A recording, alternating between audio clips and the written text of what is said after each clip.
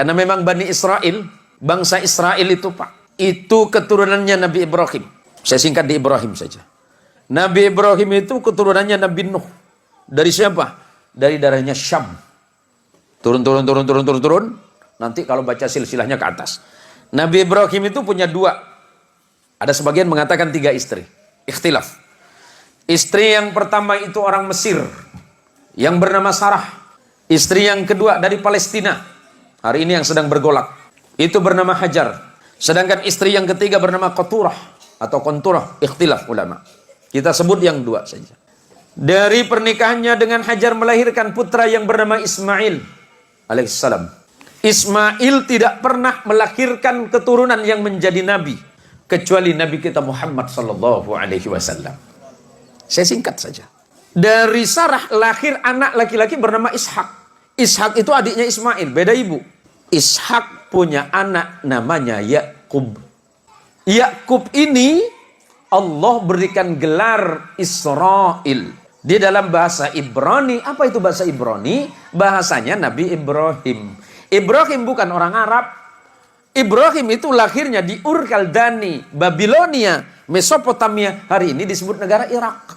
Ya, saya jelasin sejarahnya biar runut, biar tidak terjadi fitnah. Yakub Allah berikan gelar Israel. Dalam bahasa Ibrani disebut Ezrael. Ezra artinya kekasih, El itu Allah, Yakub itu adalah kekasih Allah. Yakub punya anak 12 orang bersaudara, beda ibu semuanya. Ada 4 istrinya Yakub.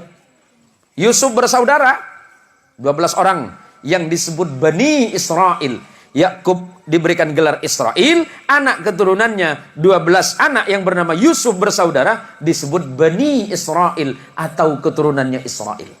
Salah satu anaknya bernama Lewi, abangnya Yusuf. Lewi punya anak namanya Imran, tapi bukan surat Ali Imran itu, beda lagi nanti.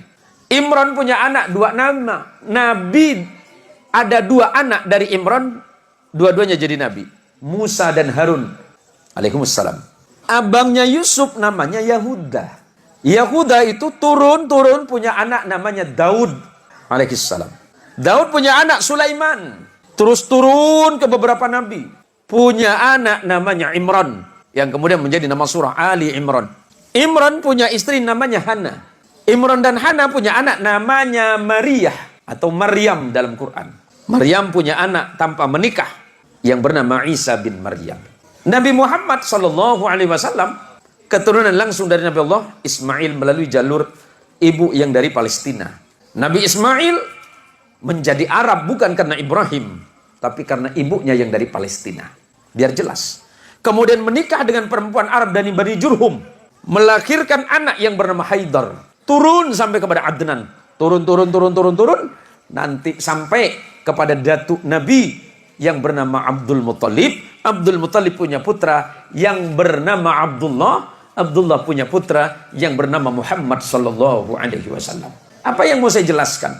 Nabi Muhammad sallallahu alaihi wasallam punya hubungan kekerabatan dengan Nabi Allah Isa. Tetapi bukan dari jalur ayah.